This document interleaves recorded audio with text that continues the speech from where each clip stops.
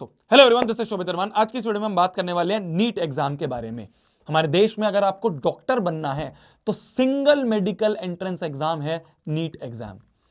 ये वीडियो मैं specifically class 10 से क्लास 11th में जाने वाले बच्चों के लिए बना रहा हूं, क्योंकि क्या होता है ना, हमारे देश में जो बच्चा साइंस लेता है 10th के बाद, उसके सामने दो बहुत फेमस प्रोफेशन डाल दिए जाते हैं कि बेटा या तो तू इंजीनियर बन जा या तू डॉक्टर बन जा। अब होता क्या है ना, बहुत सारे बच्चे, मैक्सिमम बच्चे भेड़ चाल में इन दोनों प्रोफेशन की तैयारी में लग जाते हैं। भेड़ चाल में कि यार मामा ने डॉक्टर की तैयारी करी थी या मौसी ने डॉक्टर की तैयारी थी, बेटा तेरा चाचा डॉक्टर की तैयारी कर रहा था, बेटा तेरा दोस्त डॉक्टर की तैयारी कर रहा है तो तू भी साथ में लग जा। ये बहुत बड़ी गलती है। 10वीं के बाद अगर आप किसी एक स्ट्रीम को चूज कर रहे हो, किसी एक प्रोफेशन में जाने की सोच रहे हो, तो आपको उस प्रोफेशन की इन डेप्थ, उस एग्जाम की इन डेप्थ नॉलेज आज होनी चाहिए। मैं वही कोशिश करूंगा कि जितने भी बच्चे क्लास 10th के बाद डॉक्टर बनने की सोच रहे हैं कि भैया मैं तो साइंस लेकर ना डॉक्टर बनना चाहता हूं, भैया मैं तो साइंस लेने के बाद नीट एग्जाम देके डॉक्टर बनना चाहती हूं, उन बच्चों को उस नीट एग्जाम के बारे में बेसिक बेसिक सारी नॉलेज मैं आपको आज दे दूं। बाकी चीजें तो विद टाइम में आपको मिशन जीत में देता ही रहूंगा। विद टाइम मिशन जीत में हम 2 साल साथ में रहेंगे, हर एक चीज की रिस्पॉन्सिबिलिटी मेरी है, मैं बिल्कुल दूंगा। अभी मैं बिल्कुल बेसिक बेसिक आपको समझा देता हूं, जिससे कि आप अपना डिसीजन ले पाओ कि हाँ भैया मेरे को जाना भी चाहिए मेडिकल में या फिर पीसीबी में या नहीं जाना चाहिए। वो डिसीजन आप इस वीडियो के बाद ले पाओगे। बहुत ध्यान से सुनना, बहुत इन डेप्थ वीडियो होने वाली है ना। मेरी जितना एक्सपीरियंस है जेईई और नीट का, मैं सारा यहाँ पे मिशन जीत में देने के लिए रेडी हूँ। बस आपका फोकस चाहिए होगा। अगर आप नहीं हो सीरियस, कोई बात नहीं, वीडियो छोड़ के आप जा सकते हो, आप कोई और चीज देख सकते हो। अगर सीरियस हो तो ये 15 20 25 मिनट जितने की ये वीडियो बनेगी, इसको ध्यान से सुन लेना। बहुत सारे क्वेश्चंस हैं आप सभी के दिमाग में कि भैया क्या होता है आखिरकार ये नीट एग्जाम। मैक्सिमम बच्चों को नीट की तो फुल फॉर्म ही नहीं पता होगी। कोई बात नहीं, कोई इतनी गलत गलत कुछ नहीं है, सब चीज पता चल जाएगी, विद टाइम पता चल जाएगी। मैं खड़ा हूं तेरे साथ, शोभित नरवान तेरे साथ खड़ा है, ठीक है। व्हाट इज नीट एग्जाम भैया? सिलेबस क्या होता है नीट एग्जाम का? पेपर का पैटर्न क्या होता है भैया? कौन कौन से सब्जेक्ट हमें चूज करने पड़ेंगे भैया? रैंक कैसे होती है? मैंने सुना है भैया रैंक के बेसिस पे कॉलेज मिलता है, तो भैया क्या रैंक होती हैं, क्या कॉलेजेस मिलते हैं उनके बेसिस पे? मेडिकल कॉलेजेस, कुछ भैया गवर्नमेंट मेडिकल कॉलेजेस है, वो भी मैंने सुना है। ये सारे डाउट मैं क्लियर करूंगा। अच्छा भैया मैं क्लास 10th का हूं, मैं क्लास 10th की हूं, 10th के बाद नीट एग्जाम की तैयारी कैसे होगी, वो रोड मैप भी थोड़ा सा बता देना भैया। ये सारी चीजें बताने के लिए आज इस वीडियो में मैं तुम्हारे सामने आ गया हूं। सबसे पहली चीज समझते हैं, बिल्कुल बेसिक सी तुम्हारे सामने मैं जर्नी रखता हूं, ठीक है। नीट एग्जाम होता क्या है? सबसे पहली चीज तो NEET exam, NEET, NEET, national eligibility cum entrance test. कुछ सालों पहले तक बहुत अलग अलग एग्जाम होते थे कि भाई क्या कहते हैं, जिपमर ने अपना अलग एग्जाम ले लिया, एम्स अपना अलग एग्जाम ले रहा है, AIPMT नाम से भी एग्जाम होता था। अब क्या करा सरकार ने, कहा कि भाई सिर्फ एक एग्जाम, नीट एग्जाम से सारे मेडिकल कॉलेजेस में आपको एडमिशन मिल जाएगा। मैक्सिमम सारे मेडिकल कॉलेजेस में आपको नीट एग्जाम के थ्रू एडमिशन मिल जाएगा। तो आप क्या करते हो? नीट का एग्जाम देते हो, ठीक है। ध्यान से सुनना, मैं बिल्कुल लेमैन भाषा में समझा रहा हूं, बाकी मैं इन डेप्थ आपको पूरी वीडियो के दौरान बताता रहूंगा। बिल्कुल लेमैन भाषा में समझा रहा हूं कि अच्छा ऐसा ऐसा होता है। तो आपने क्या करा? आपने नीट का एग्जाम दिया। आपने जब नीट का एग्जाम दिया, जैसे मान लो आप, एलिजिबिलिटी होती है, एलिजिबिलिटी अपर लिमिट कुछ नहीं है, आगे आप कितने सालों तक दे सकते हो नीट का एग्जाम। लोअर लिमिट है कि हाँ भाई 17 साल का अगर बच्चा है तो 17 साल के ऊपर वाले बच्चे, या 17 से साल के ऊपर के वाले बच्चे नीट एग्जाम दे सकते हैं। तो आपने नीट का एग्जाम दिया।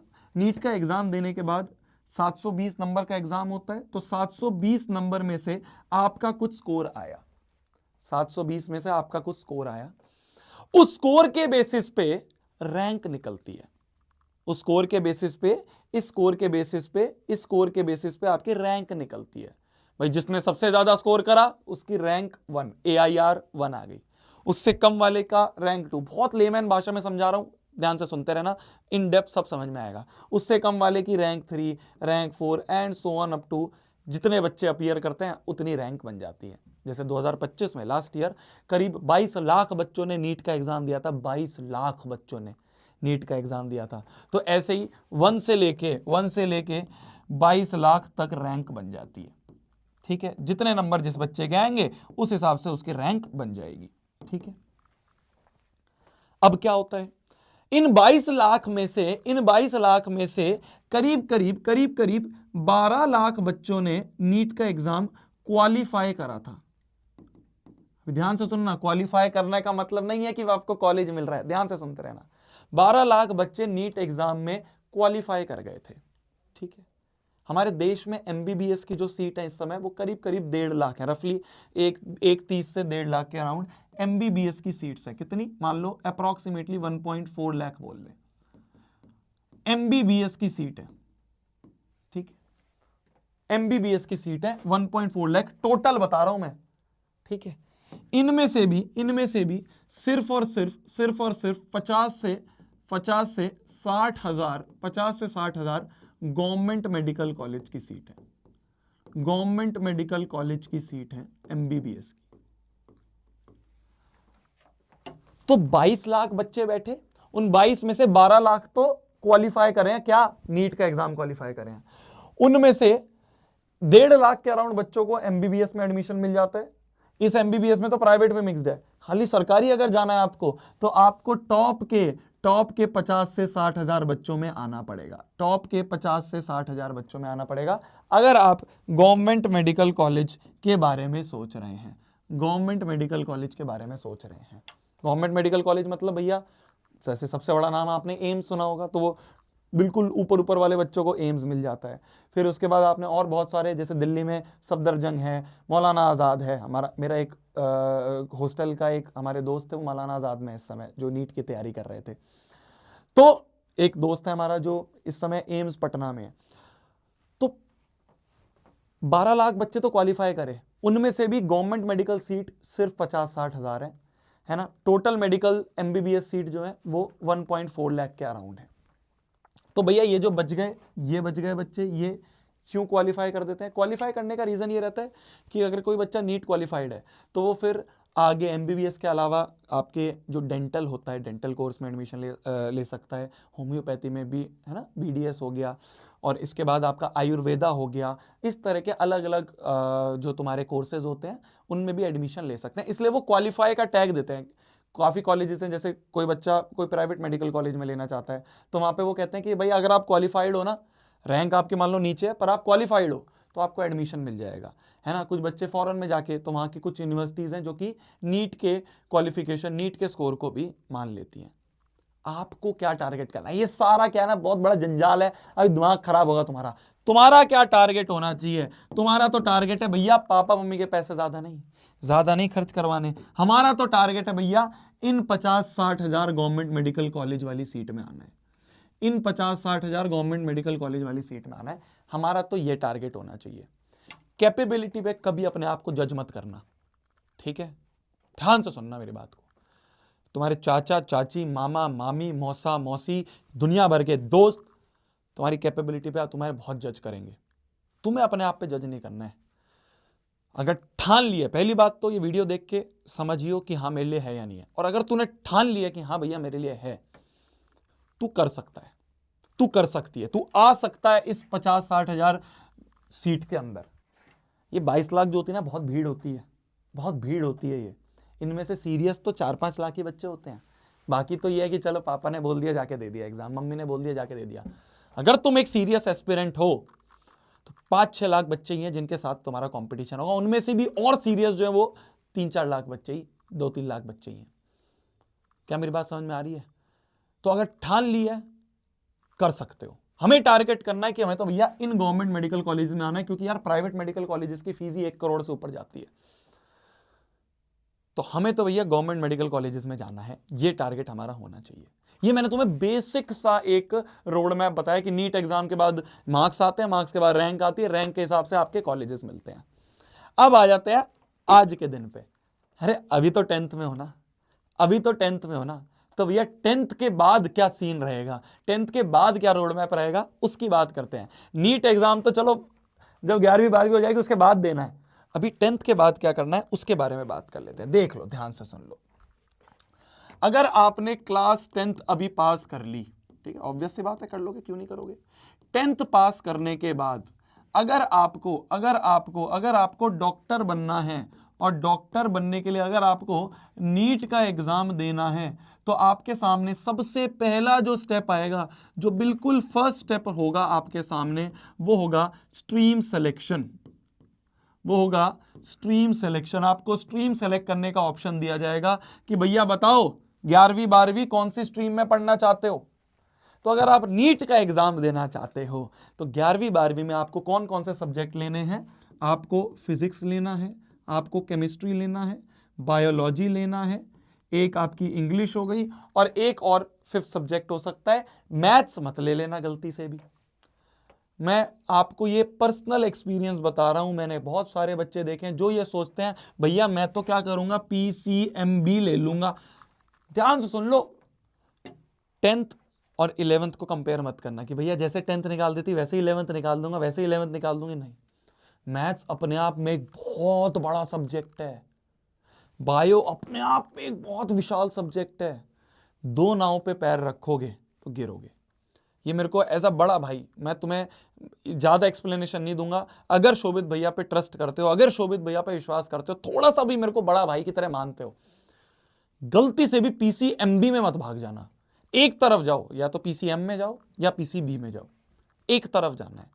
दो नाव पे पैर नहीं रखने हैं। बहुत बड़ी बड़ी नाव है दोनों, गिर जाओगे, कुछ नहीं कर पाओगे। जो ये सोचते हैं ना, मैं फिर बोल रहा हूं, मतलब ऐसा एक्सपेक्ट क्या कहते हैं उसे, एक्सेप्शन होंगे 1-2% बच्चे कुछ कि दोनों कर लेंगे। मैक्सिमम केसेस में बहुत परेशान होते हैं बच्चे, बहुत होते हैं।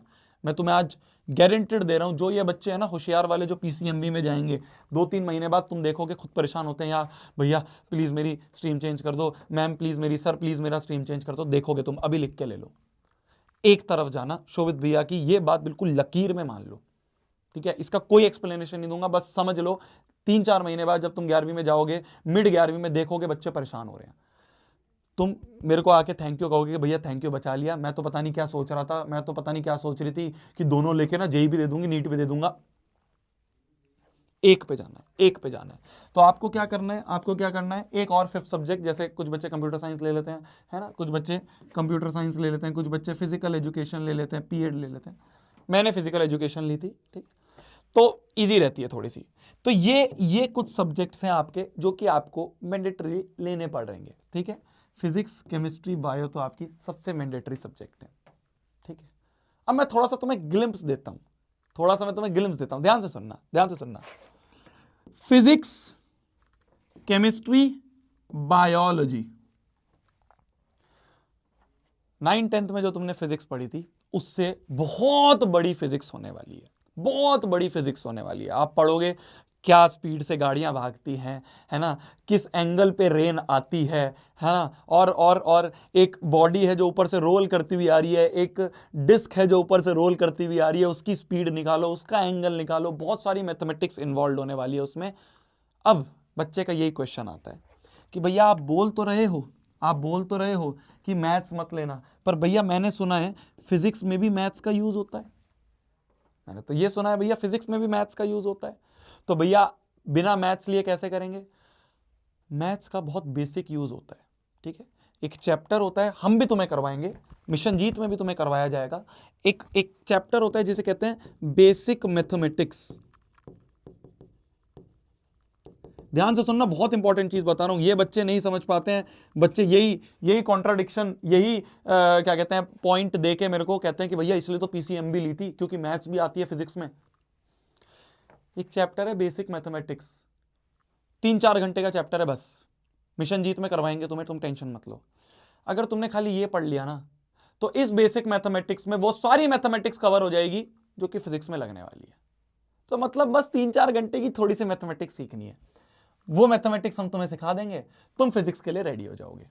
क्या मेरी बात समझ में आई? तो इसलिए मैथ्स अलग से नहीं लेनी, क्या करना है, बेसिक मैथमेटिक्स का जो लेक्चर पढ़ाया जाएगा मिशन जीत में वो पढ़ना है। क्लियर है?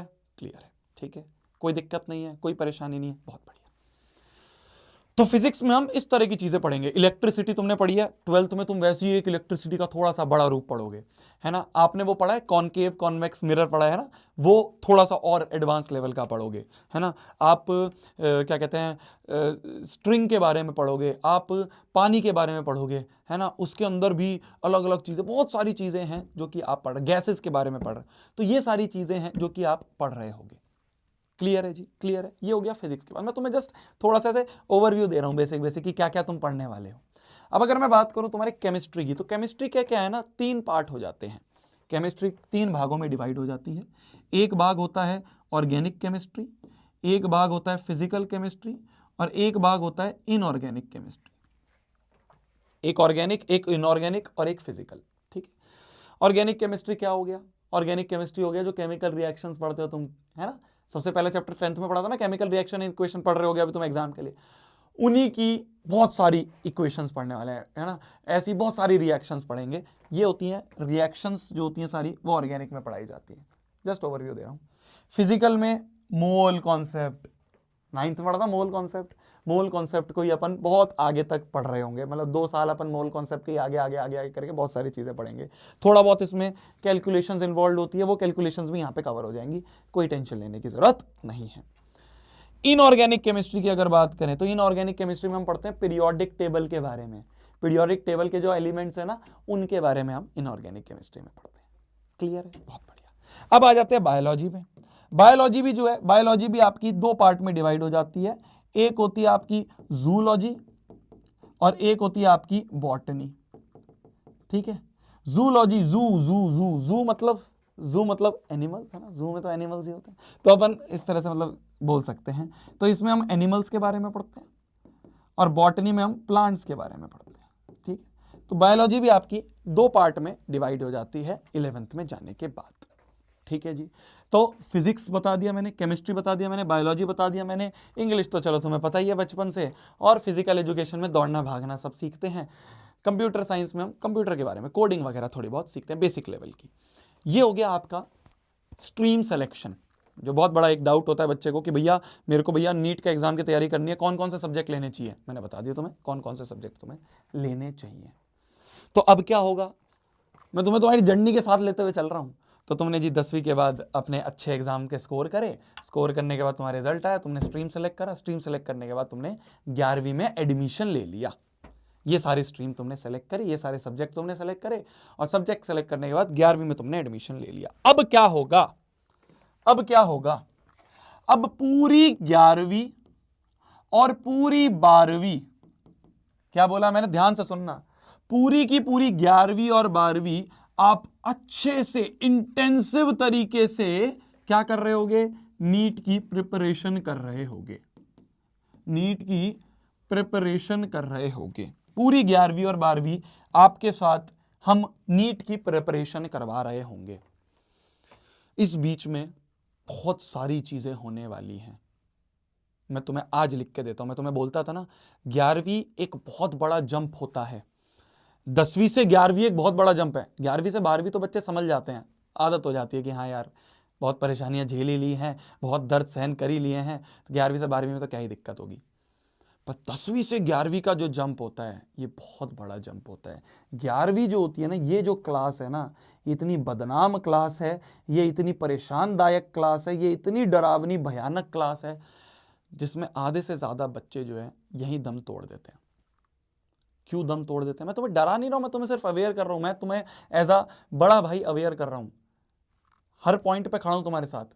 आज यहां पे लिख के ले लो, मैं यहां पे तुम्हें वादा करता हूं हर एक चीज में खड़ा हूं, हर एक चीज में,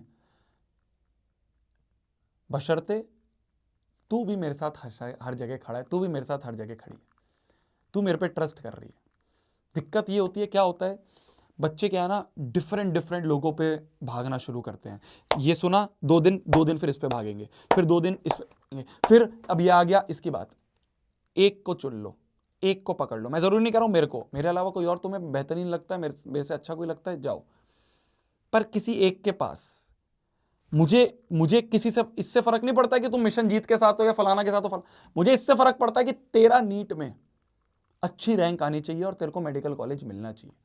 मेरे को इस चीज से फर्क पड़ता है। किसी से भी पढ़, कहीं से भी पढ़, नहीं कह रहा हूं मैं मिशन जीत से पढ़ियो, मत पढ़ियो बिल्कुल भी। तेरे को लगता है यहां से अच्छा कुछ और है, वहां से पढ़ियो। एट द एंड तेरे को बस ये दिमाग में रखना है कि तेरा एडमिशन होना चाहिए। क्या मेरी बात क्लियर हो गई? और अगर तू मेरे पे विश्वास करेगा तो मैं ये वादा करता हूं तेरा ट्रस्ट नहीं तोड़ूंगा, 1% नहीं तोड़ूंगा, ये भरोसा नहीं तोड़ूंगा। हर चीज जीत जान लगा दूंगा अपनी मिशन जीत में, नीट की तुम्हारी तैयारी के लिए। इस 11वीं में जितनी भी तुम्हें परेशानियां आएंगी, अरे बहुत सारी आती हैं यार, सिलेबस इतना बड़ा हो जाता है। मैं खुद 11वीं मेरी बर्बाद थी, इतना सिलेबस ज़्यादा हो जाता है, समझ नहीं आता है, टेस्ट में कम नंबर आ रहे हैं, है ना, बच्चा डिप्रेशन में आ रहा है, उसको पता नहीं चल रहा है, मोटिवेशन नहीं मिल पा रही है यार, क्यों, कैसे कैसे इन बैकलॉग्स को खत्म करूं। वो गाइडेंस देने के लिए कोई है ही नहीं, वो तरीके से बताने के लिए कोई है ही नहीं। सबको बस इस चीज की पड़ी है, सिलेबस कंप्लीट करवा देते हैं, सिलेबस कंप्लीट करवा के बैच कंप्लीट हो गया। अरे तुम्हारा तो बैच कंप्लीट हो गया, उस बच्चे का कोई हुआ है? उस बच्चे का तो सिलेबस बचा हुआ है ना, उस बच्चे के तो बैकलॉग बन गया है ना। उसको तो बता दो एटलीस्ट पढ़ना कैसे है, उसको तो बता दो एटलीस्ट तैयारी कैसे करनी है। एटलीस्ट ये जो तुमने इतना बड़ा पहाड़ दे दिया 11वीं का, इस 11वीं के पहाड़ को सहन कैसे करना है ये तो बता दो। वो बताने के लिए तेरे शोभित भैया खड़े हैं। तो ये जो 11वीं है ना, 11वीं से 12वीं आसान रहती है, 12वीं ईजी है। 10वीं 11वीं जो है ना, ये 11वीं में तुम्हें दिक्कतें आएंगी। और वो सारी दिक्कतें, चाहे वो बैकलॉग्स हो जाएं, चाहे वो तुम्हारी मॉड्यूल्स हो जाएं, चाहे तुम्हें टीचर में किसी में दिक्कत आ रही है, मैं खड़ा हूं चेंज करूंगा, मैं खड़ा हूं चेंज करूंगा। आज तुम्हें लिख के देता हूं, हर चीज में तुम्हारे साथ खड़ा रहूंगा। ठीक है, तो आगे बढ़ते हैं। 11वीं 12वीं आपकी जो है ये पूरी नीट की प्रिपरेशन में जा रही होगी, पूरी नीट की इंटेंसिव ट्रेनिंग होगी आपकी। 11वीं में आप अच्छे से पढ़ोगे। अब क्वेश्चन ये आता है बच्चों का कि भैया ठीक है, ये सब तो हो गया, ये सब तो हो गया, क्वेश्चन आ रहा है भैया स्कूल का क्या, स्कूल के एग्जाम्स का क्या होगा भैया? देखो मेरी जान, इस लेवल की तैयारी कर रहे हो ना, मैं बिल्कुल तुम्हें हार्श डायरेक्टली बोल रहा हूं, मैं नहीं डर रहा हूं कुछ भी बोलने से। अगर इस लेवल की तैयारी कर रहे हो ना, तो इस लेवल का तो क्रैक कर ही लोगे। हाँ, अगर इस लेवल की तैयारी में दिक्कत है, इस लेवल की तैयारी में तुम ढीलापन छोड़ रहे हो, फिर तो स्कूल भी नहीं हो पाएगा। मैं जब अपनी 11वीं 12वीं में था, जब मेरा 12वीं का बोर्ड का एग्जाम आया था, तो मेरे पास मात्र 1 महीना था बोर्ड एग्जाम की तैयारी करने के लिए। 1 महीना भी मेरे को ज्यादा लग रहा था, मेरा तो 10 दिन में हो गया थी तैयारी। फिजिक्स में आई स्कोर 92, मैथ्स में आई स्कोर 95, मैं जेई की तैयारी कर रहा था तो मैथ्स मेरे पास थी, मैथ्स में आई स्कोर 95, केमिस्ट्री में आई स्कोर 90 के अराउंड, बहुत अच्छा स्कोर आ गया था। मेरे को 100/100 लाने भी नहीं थे, मेरा तो मेन गोल यही था, 75% से ऊपर आ जाए बहुत है ना। तो मैं वही बोल रहा हूं तुम्हें, अगर तुम इस लेवल की तैयारी कर रहे हो तो स्कूल लेवल तो होता रहेगा, उसकी टेंशन मत लो। और मिशन जीत में भी मैं तुम्हें यहाँ पे आश्वासन देता हूं, मैं तुम्हें यहाँ पे गारंटी दे रहा हूं, साथ साथ में वो टीचर जो भी हम लाएंगे, जो भी हम बेहतरीन टीचर लाएंगे, एक एक ऐसा टीचर सेलेक्ट कर रहे हैं, एक एक ऐसा व्यक्ति सेलेक्ट कर रहे हैं, तुम देख के कहोगे कि हाँ यार भैया आप लगे हो सही में इस मिशन पे, आप दिख रहा है। वो टीचर भी, वो जो आपके सामने वो भैया दीदी जो भी हैं, वो खड़े रहेंगे और वो आपको साथ साथ में स्कूल एग्जाम के लिए भी गाइड कर रहे होंगे। तो school exam is not difficult, वो तुम्हें इतना बड़ा टेंशन नहीं दे रहा होगा। उसके लिए मैं खड़ा हूँ, उसके लिए शोभित भैया खड़े हैं, मैं तुम्हारे लिए कुछ ना कुछ कहते हैं ना प्रबंध मैं कर दूंगा, तो उसकी टेंशन मत लेना। फोकस करो इस पे, इसका जो होगा ना, इसकी पूरी तैयारी पे फोकस करना है हमें। अरे क्लियर है, क्लियर है मेरी बात, क्लियर है मेरी बात। अच्छा, अब आ जाते हैं नीट एग्जाम पे कि भैया चलो ठीक है, 2 साल तैयारी कर ली, अब ये जो नीट एग्जाम होता है किस तरह से होता है, क्या होता है इस एग्जाम में? थोड़ा नीट एग्जाम के पेपर के बारे में तो बता दो। तो नीट का जो पेपर होता है, उस पेपर के बारे में थोड़ा सा समझ लेते हैं, उस पेपर के बारे में थोड़ा सा समझ लेते हैं। देखो मेरी जान, देखो मेरी जान, ध्यान से समझना, ध्यान से समझना। ये एमसीक्यू बेस्ड पेपर होता है, पूरा का पूरा एमसीक्यू पेपर होता है। आपके पास 4 ऑप्शंस आएंगे, 4 ऑप्शंस में आपका +4 होता है, अगर आप करेक्ट करोगे, इनकरेक्ट करोगे -1 होता है, छोड़ दोगे तो कोई नंबर नहीं कटेगा, कोई दिक्कत नहीं है। +4 -1 होता है, ठीक है। आपका ये ऑफलाइन एग्जाम होता है ना। ऑफलाइन एग्जाम का मतलब, ऑफलाइन एग्जाम का मतलब आप एग्जाम सेंटर पे जाओगे, वहां पे OMR शीट होगी, OMR शीट पे आपको भर के करना होता है, ठीक है जी। कौन करवाता है भैया ये एग्जाम? ये एग्जाम पहले तो CBSE वगैरह भी करवाते थे, अब ये NTA करवाती है, नेशनल टेस्टिंग एजेंसी ये करवाती है। कितने नंबर का होता है भैया ये एग्जाम? 720 नंबर का होता है भैया ये एग्जाम, 720 मार्क्स। भैया 720 मार्क्स कैसे कैसे डिवाइड होते हैं, सुन लो मेरी बात। आपका फिजिक्स केमिस्ट्री ये दोनों के दोनों 180 मार्क्स के होते हैं, ये दोनों 180 मार्क्स के होते हैं। बायोलॉजी तो इंपॉर्टेंट है, तो बायोलॉजी सबसे ज्यादा नंबर की होती है, जो कि आपकी 360 नंबरों की। तो ये सारे इन टोटल मिला के 720 मार्क्स हो जाते हैं। अब आपके दिमाग में आएगा भैया 720 में से कितने लाने चाहिए। साल दर साल कट ऑफ बढ़ रहा है, साल दर साल कंपटीशन भी बढ़ रहा है। अब देखो 22 लाख बच्चे बैठे हैं यार। कहा जाता है JEE NEET exams are not exam जिसमें आप सिलेक्शन देखते हो, जो वहां पे लोग बैठे हैं वो सिलेक्शन नहीं देखते, वो रिजेक्शन की सोचते हैं कि कौन है चलो रिजेक्ट, कौन है चलो रिजेक्ट। अगर अब मैं जितने मेरे दोस्तों से बात हुई है जो एम्स और मेडिकल कॉलेजेस में, गवर्नमेंट मेडिकल कॉलेज में, उनका तो यही कहना है भाई 650 से ऊपर मार्क्स जो है, 600 650 से ऊपर मार्क्स जो है टारगेट करने पड़ेंगे अगर आप उस चंक में आना चाहते हो 50-60 हज़ार वाले। मुश्किल नहीं है, हो जाएगा। 2 साल है हमारे पास, 2 साल है हमारे पास, कर लेंगे, हैं 2 साल हमारे पास, कर लेंगे। ठीक है, बस डेडिकेशन चाहिए, ट्रस्ट चाहिए तुम्हारा। वो ट्रस्ट मैं नहीं तोड़ूंगा, इसकी मैं गारंटी देता हूं, मैं लिख के दे सकता हूं। बस इस चीज को समझ लेना, इस चीज को समझ लेना कि जो बोला जा रहा है बस उसको लकीर मान के करते जाओ। ठीक है, ठीक है जी। तो ये हो गया आपका मार्क्स का डिस्ट्रीब्यूशन, मैंने तुम्हें बता दिया। भैया कितने घंटे का एग्जाम होता है भैया? ये 3 घंटे का एग्जाम होता है मेरी जान। 3 घंटे आपको मिले जाते हैं, 3 घंटे में आपको ये पेपर सॉल्व करना होता है। ठीक है, कब होता है भैया? भाई जैसे तुम 12वीं हो जाती है, 12वीं के बाद ये मई में आपका एग्जाम होता है, मतलब डेट निकलती है, डेट के हिसाब से आपका एग्जाम होता है। उसके लिए एप्लीकेशन फॉर्म भरवाया जाता है, तो वो सब 12वीं के टाइम पे भरवाया जाएगा। अभी उसकी टेंशन नहीं लेनी है हमें। अभी तो हमें 10वीं के बाद जो हम स्ट्रीम सेलेक्ट कर रहे हैं, और स्ट्रीम सेलेक्ट करने के बाद 11वीं जो है, उस 11वीं की टेंशन लेनी है। मैं तुम्हें फिर बोल रहा हूं, ये सारी चीजें सेकेंडरी हैं। ये सारी की सारी चीजें जो मैं बता रहा हूं यहां पे, ये सारी की सारी चीजें सेकेंडरी चीजें हैं। इस पॉइंट पे अगर तुमसे कोई मेरे से कोई पूछे कि इस पॉइंट पे बच्चे को क्या फोकस करना चाहिए, सिर्फ और सिर्फ अगली जो 11वीं आ रही है ना, इस 11वीं पे फोकस करना है। इस 11th को अगर तुमने फोकस करके अच्छे से कर दिया ना, 1-2 साल है यार, ये सारी चीज़ें तो समझ जाएंगे। अभी तो ये तो बहुत बेसिक बेसिक चीज़ें बताई, इसमें भी बहुत बहुत डीप है ना। आपका बायोलॉजी भी, जोलॉजी और बॉटनी आ जाती है, उसका भी 106। तो ऐसे करके बहुत सारी चीज़ें हैं, ये विद टाइम हम समझते रहेंगे। मैंने तो तुम्हें बेसिक स्ट्रक्चर बता दिया कि अगर तुम डॉक्टर बनना चाह रहे हो इंडिया में, है ना, तो तुम्हें नीट एग्ज़ाम का टारगेट रखना है, नीट एग्ज़ाम को क्रैक करना है, और अच्छे नंबरों से क्रैक करना है, अच्छी रैंक से क्रैक करना है। मेरी तरफ से, मिशन जीत की तरफ से तुम्हें जो गाइडेंस चाहिए, जो चाहिए, तुम कमेंट सेक्शन में लिखो। मैं 24/7 खड़ा हूं तुम्हारे साथ। अब ये एक मिशन है, ठीक है। अब ये क्या है ना, जब तुमने देखा होगा जिस दिन हमने मिशन जीत का लॉन्च करा था, अब ये ईगो की बात है। अब क्या है ना, इन्होंने पर्सनल अटैक करा। मैं दिखाऊंगा कि कैसे बच्चों को बेस्ट से बेस्ट तैयारी कराई जाती है। मैं दिखाऊंगा कैसे बच्चों को हर एक प्रॉब्लम्स और ये गंदे कामों के अलावा नॉर्मल तरीके से भी एक अच्छा टीचर बन के भी पढ़ाया जा सकता है। ठीक है, जो चाहिए मेरे को कमेंट सेक्शन में बताओ। मैं हर चीज़ के लिए रेडी हूँ, मैं हर चीज़ करने के लिए तैयार हूँ, मैं अपना पूरा देने के लिए तैयार हूँ। जितना कमाए सारा लगाने के लिए हम तैयार हैं। तुम्हारा सिलेक्शन चाहिए मुझे बस। तुम जो सपना लेके बैठे हो, तुम्हारा जो मन में है, तुम्हारे जो पेरेंट्स सपना लेके बैठे हैं कि मेरे बच्चा, मेरा बच्ची डॉक्टर बन जाए, मेरे बच्चे वो सफ़ेद कोट पहन ले, उस सपने के लिए मैं लगा हुआ हूँ। अब मैंने अपनी जीवन लगा दिया है बस अब। ठीक है, तुम्हारी तरफ से जो सपोर्ट की नीड है बस वो देते रहना यार।